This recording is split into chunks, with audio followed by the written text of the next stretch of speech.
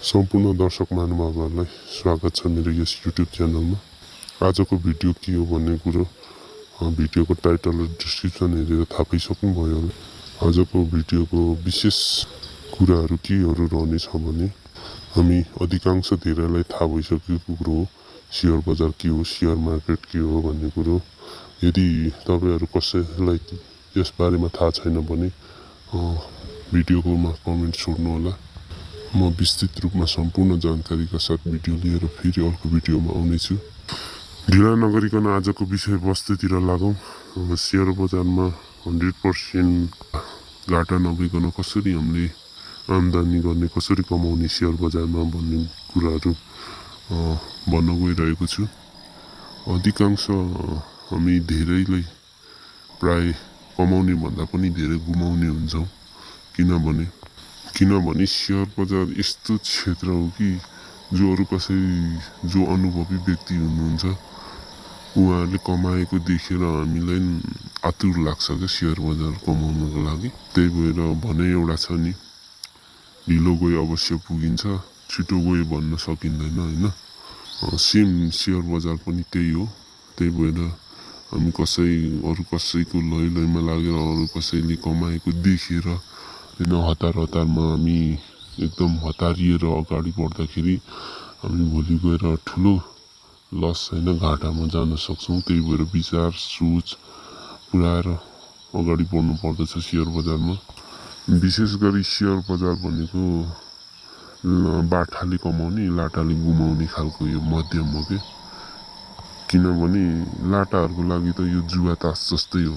किनभने अब केही कुरो नलेजै छैन, ज्ञानै छैन होइन। कसैले भनेको भरमा, कुनै यसो हेरेको भरमा, थोरै केही कुरा बुझेको भरमा सेयर बजारमा होमियो भने होइन सिधै त्यो जानु पनि सक्छ, नजानु, कमिनु पनि सक्छ, नकमिनु सक्छ होइन। त्यो जे पनि हुन्छ। त्यही भएर सोच विचार पुऱ्याएर लगानी गर्दा चाहिँ अवश्य पनि कमिन्छ। र मैले केही बुझेको र मैले केही जानेको ज्ञान तपाईँहरूलाई अनुभव मात्रै गर्न खोजेको। म पनि त्यति पर्फेक्ट त होइन, तर पनि म पनि हिजोको दिनमा अरू कसैले कमाएको देखेर होइन तपाईँको आइपिओमा परेको सेयर 20,000 22,000सम्म पुगेको देख्दाखेरि ओहो सेयर बजारमा त साँच्चीकै पैसा रहेछ, 1000 रुपियाँ लगानी गर्दा यति धेरै फाइदा हुन्छ भने किन यो नउमिन्ने, किन सेकेन्डरी मार्केटमा नछिर्ने भन्ने खालको एउटा नलेज आएर हताशमा कसैले भनेको भरमा केही कुरा थोरै अलिअलि सामान्य केही बुझेको भरमा यसो तपाईँको छिटाफुटा बुझेको भरमा लगानी गर्दा म पनि एउटा त्यो लेभलमा झरेको मान्छे हो होइन। त्यही भएर यो कुरो तपाईँहरू पनि तपाईँहरूलाई पनि यस्तो खालको नहोस् होइन भन्ने कुरो तपाईँहरूलाई यो ज्ञान म तपाईँहरूलाई दिन चाहेकोले गर्दाखेरि कृपया भिडियो अन्तिमसम्म हेरिदिनु होला, बिचमै नछोड्नु होला। 100%मा लगभग 99% चाहिँ ग्यारेन्टी नै हुन्छ मैले जुन दिने टिप्स तपाईँहरूलाई होइन। म ढिलो नगरिकन यो टिप्सहरू सुनाउनु गइरहेको छु होइन। तपाईँको हामी जो कोही पनि सर्वप्रथम हामी सेयर बजारमा छिर्दाखेरि र अब छिरिसकेर सेकेन्डरीमा तपाईँहरू कारोबार गर्दै हुनुहुन्छ भने तपाईँहरूको लागि उपयुक्त नै हुनसक्छ होइन। जो नयाँ हुनुहुन्छ, आइपिओ भर्दै हुनुहुन्छ, आइपिओ पर्दैछ, तपाईँहरू सेकेन्डरी मार्केटमा छिरौँ नछिरौँ भन्ने कन्फ्युजन दुधार भएको व्यक्तिहरूको लागि विशेष गरी यो भिडियो रहनेछ होइन। त्यही भएर भिडियोलाई चाहिँ कोही कतै नछुटेकन हेर्नु होला। अनि मन परेमा लाइक, सब्सक्राइब र कमेन्ट पनि गर्न नभुल्नु होला भन्न चाहन्छु होइन। भिडियो विशेष गरी मेरो अनुभवमा सेयर मार्केटमा तपाईँहरू नयाँ आउनुहुन्छ भने आइपिओ नै 3-4 वर्षसम्म तपाईँ आइपिओमै रहनुहोस्। मेरो बुझाइ र मेरो भनाइअनुसार तपाईँहरू आइपिओ भर्नुहोस्, कम्पनीको आइपिओ एफपिओ होइन हुन्छ नि। तपाईँहरूले राखेको आइपिओको राइट सेयरहरू आउँछ, बोनस सेयरहरू आउँछ, तिनीहरू भर्दै जानुहोस्, विचार गर्दै जानुहोस् होइन। त्यो सँगसँगै तपाईँहरू सेकेन्डरी मार्केटमा आउने चान्स सोचै हुनुहुन्छ भने र त्यस्ता व्यक्तिहरूले बिस्तारै सेयर मार्केटको नलेज पनि बढाउँदै लानुहोस्। सेयर बजार सम्बन्धी ज्ञानका कुराहरू तपाईँहरूले सिक्दै जानुहोस्। अहिले अब अनलाइनको प्लेटफर्ममा जहाँ पनि सिक्न सकिन्छ। तपाईँहरूले अनलाइन कोर्सहरू लिएर पनि सिक्न सक्नुहुन्छ अथवा अफलाइनबाट पनि सिक्न सक्नुहुन्छ होइन।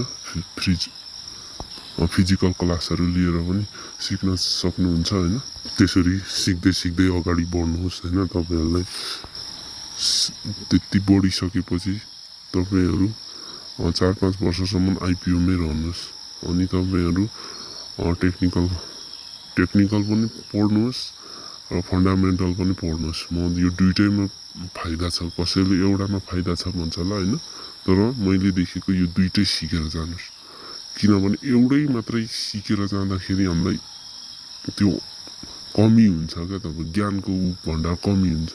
दुइटै सिक्यो भने ज्ञानको भण्डार पनि बढ्ने भयो अनि डबल फाइदा पनि हुन्छ तपाईँहरूलाई। किनभने कतिपय व्यक्तिले टेक्निकलै ठिक हुन्छ, कसैले फन्डामेन्टलै ठिक हुन्छ होइन। तर तपाईँहरू टेक्निकल एनालाइसिस पनि गर्नुहोस्, फन्डामेन्टल एनालाइसिस पनि गर्नुहोस्। तर 4-5 वर्षसम्म 3-4 वर्षसम्म तपाईँहरूले यो विषयमा होइन अनुसन्धान गर्नुपर्छ। म त्यसको बारेमा पनि एउटा सानो टिप्स दिन चाहेँ होइन। तपाईँहरूले कसरी जानुहोस् भने अब आइपिओ त तपाईँ भरिरहनु भएको छ, भर्दै आउनुहोस् होइन। अब त्यसको बिचमा तपाईँहरू होइन 1 वर्ष अर्थात् अब धेरै होइन 1 वर्ष जति तपाईँहरूले फन्डामेन्टल टेक्निकल राम्रोसँग पढ्नुहोस्, अध्ययन गर्नुहोस् होइन। त्यो बुझ्नुहोस्। अब तपाईँहरू अलिकति अहिले त युट्युबहरूमा पनि भिडियोहरू पाउँछ, तर युट्युबमा पाए भन्दा पनि तपाईँहरू त्यस्तो इन्स्टिच्युटहरू हुन्छ होइन। तपाईँहरूले फन्डामेन्टल टेक्निकल क्लास पढाउने इन्स्टिच्युटहरूमा त्यस्तोहरूमा तपाईँहरूले क्लास जोइन गरेर पढ्दा पनि अझ बेटर हुन्छ, राम्रो हुन्छ होइन। त्यसमा पढेर अघि बढ्दै जानुहोस्। तपाईँहरूको त्यति धेरै लामो हुँदैन, थोरै थोरै हुन्छ। तपाईँहरूले बाहिर पनि केही कुराहरू सिक्नुहोस्। सिक्दै गइसकेपछि तपाईँहरूले फन्डामेन्टल टेक्निकल पर्फेक्ट भए जस्तो भयो तपाईँहरूलाई भने तपाईँहरूले अब फेरि छिरिहाल्ने होइन सेकेन्डरी मार्केटभित्र। तपाईँहरूले के सोच्नुहोस् भने सबसे राम्रो मेरो बेस्ट आइडिया तपाईँहरूले 4-5वटा जति फन्डामेन्टल एनालाइसिस गरेर स्ट्रङ कम्पनी छान्नुहोस्। उदाहरणको लागि तपाईँहरूले 4-5वटा जति राम्रो कम्पनी छान्नुहोस्। टेक्निकलमा पनि त्यही खालको 4-5वटा राम्रो कम्पनी छान्नुहोस्। अनि तपाईँको अवधि राख्नुहोस्, 1 वर्ष 2 वर्ष 3 वर्ष 4 वर्ष 5 वर्ष 3 वर्ष 4 वर्ष छोटो। अनि अब तपाईँको टेक्निकल एनालाइसिसमा त छोटो हुन्छ, त्यो आफ्नै तरिकाले हो, कति दिनसम्मको त्यही तरिकाले तपाईँहरू उदाहरणको लागि त्यो 5वटा कम्पनीमा तपाईँले प्रत्येक कम्पनीको सामान्य 50,000 अथवा 1 लाख तपाईँहरूले उदाहरणीय रूपमा लगानी गर्नुभएको छ भनेर सम्झिनुहोस्। राम्रो फन्डामेन्टल कम्पनी छान्नुहोस्, छान्नुहोस् टेक्निकल एनालाइसिस गरेर। टेक्निकलको लागि फन्डामेन्टल एनालाइसिस गरेर फन्डामेन्टलको लागि अनि तपाईँले 2-3 वर्षसम्म हेर्नुहोस् त्यो कम्पनीलाई होइन। तपाईँ अवधि राख्नुहोस्, कति वर्षसम्मको लागि गर्नुभएको त्यो अवधि राख्नुहोस्। अब टेक्निकल कति दिनको लागि त्यो अवधि राखेर तपाईँले हेर्नुहोस्, समयको लागि त्यो हेर्नुहोस्। त्यो हेरिसकेपछि त्यो समय अवधिसम्म त्यसको रिजल्ट चेक गर्नुहोस् होइन। तपाईँहरूले सिम्पल छ, रिजल्ट चेक गर्नुहोस्, सम्झिनुहोस्। तपाईँले 5वटामा मिनिमम 3टादेखि 4वटासम्म होइन कम्पनीको तपाईँले एनालाइसिस गरेको होइन, कम्पनीले राम्रो ग्रोथ गर्यो, राम्रो कमायो होइन भने तपाईँ सम्झिनुहोस्। फन्डामेन्टल एनालाइसिस होइन, तपाईँ टेक्निकल एनालाइसिस जुनै पनि 3टादेखि 4वटासम्म कम्पनी अर्थात् होइन त्यतिसम्म राम्रो ग्रोथ गऱ्यो भने तपाईँ प्रफिट लगभग 100मा 98-99% लगभग प्रफिट नै भयो जस्तो सम्झिनुहोस्। लगभग 4वटासम्म कम्पनी मिल्यो भने होइन, तपाईँको ग्रोथ भयो भने, राम्रो कमायो भने। तपाईँको त्यसको विपरीत अब एउटा अर्थात् 2टा मात्रै कम्पनीले ग्रोथ गर्यो, अरू कम्पनी लसमा गयो भने तपाईँले फेरि त्यो सम्झिनुहोस् कि म अझै पनि डाउन नै छु। मेरो फन्डामेन्टल एनालाइसिस टेक्निकल एनालाइसिसले अझै पनि राम्रो काम गरिरहेको छैन। मेरो कहाँ मिस्टेक भएको छ, कुन क्षेत्रमा मिस्टेक भइरहेको छ भनेर तपाईँले फेरि खताल्नुहोस् एकचोटि होइन। कुन कुन क्षेत्रमा चाहिँ मिस्टेकिङ भएर मैले हेरेको कम्पनी, मैले एनालाइसिस गरेको कम्पनीहरूले यसरी ग्रोथ गरेन, त्यो कुरोको विस्तृत रूपमा फेरि तपाईँले अध्ययन गर्नुहोस् होइन। अध्ययन गरिसकेपछि फेरि तपाईँहरूले त्यही तरिकाले फेरि प्रोसेस चाल्नुहोस्। फेरि राम्रो फन्डामेन्टल राम्रो भएको कम्पनीहरू छान्नुहोस्, टेक्निकल एनालाइसिस राम्रो गरेर कम्पनी छानेर त्यही तरिकाले मैले जुन अगाडि प्रोसेस भने त्यही 5-6वटा कम्पनी छानेर फेरि उदाहरणीय रूपमा तपाईँले 1 लाख लगानी गरे जस्तै त्यही तरिकाले 1 लाख लगानी छ भनेर आफ्नो दिमागमा राखेर त्यसरी राम्रो कम्पनी छानेर त्यसलाई फेरि 3-4 वर्ष 2-3 वर्षको लागि बस्नुहोस्। त्यस पछाडि फेरि त्यो कम्पनीलाई चेक गर्नुहोस् होइन। त्यस पछाडि पनि फेरि नै लोनै आयो भने तपाईँहरूले अलिकति कोसिस, अब आफ्नो विचारको कुरो तर कोसिस गर्दै गर्नुहोस् होइन। यदि यो क्षमता पुग्दैन सकिँदैन भने तपाईँहरू बेकारमा नउमिनुहोस्, किनभने सेयर बजारले गर्दा धेरै मान्छे डिप्रेसनमा गएको छ, कति मान्छे होइन आत्महत्यासम्म गरेको छ, कतिको सम्बन्ध विच्छेद भइरहेछ, कति घरबार विहीन भएको छ होइन। यस्तो छ तपाईँको त्यस्ता व्यक्तिहरू कसैको होलामा होइन। कुनै बेला अब तपाईँको लगानी गर्नुहुन्छ कम्बिन्छ, कसैले भनेको घरमा लगानी गरिदिनुहुन्छ, सुरुमा कम्बिन्छ नि तपाईँको 1-2 लाख लगानी हुन्छ, 6-7 लाख भइदिन्छ होइन। 6-7 लाख ओहो हुने रहेछ, अब त सब लगानी गरिदिने हो भन्ने हुन्छ। अनि त्यस पछाडि झर्लुम डुब्छ, त्यस्तो हुन्छ। त्यही भएर एकदम सावधानीपूर्वक होइन अगाडि बढ्यो, एकदम बुझेर मात्र अगाडि बढ्नु सक्यो र आफैले ज्ञान लाएर आफैले टेक्निकल एनालाइसिस राम्रो गर्नु सकेर फन्डामेन्टल एनालाइसिस राम्रो गर्नु सक्यो भने अगाडि बढ्नु सक्यो भने सेयर बजारबाट अवश्य पनि कमिन्छ। किनकि म पनि हिजो हतारमा दौडिँदाखेरि एक्सिडेन्टमा परेको व्यक्ति त हो। अझ म अलिकति अध्ययन राम्रो गरेर मैले यही त टेक्निक अपनाएर होइन अलिकति म पनि थोरै पहिलाको लगानीहरू डुबेको उस्किँदैछु होइन, अहिले मेरो यो जुन फन्डामेन्टल टेक्निकल एनालाइसिस गरेकोले निकै मेल खाइरहेको छ।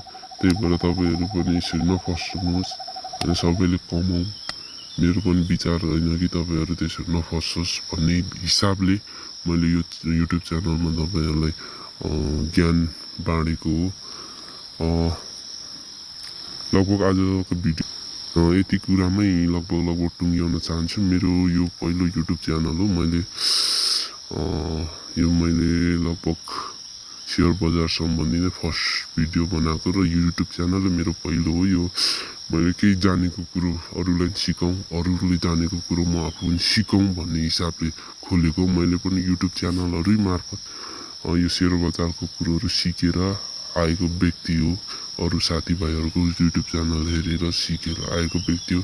त्यही भएर आफूले पनि जानेको कुरा तपाईँहरूलाई सिकाउने भन्ने हिसाबले मैले यो च्यानल खोलेको। त्यही भएर यस मेरो युट्युब च्यानललाई लाइक, सब्सक्राइब र एउटा कमेन्ट छोडिदिनु होला। आगामी पनि फेरि यस्तै खालको ज्ञानमूलक भिडियोहरू म बनाउँदै आउनेछु। हवस् त, धन्यवाद।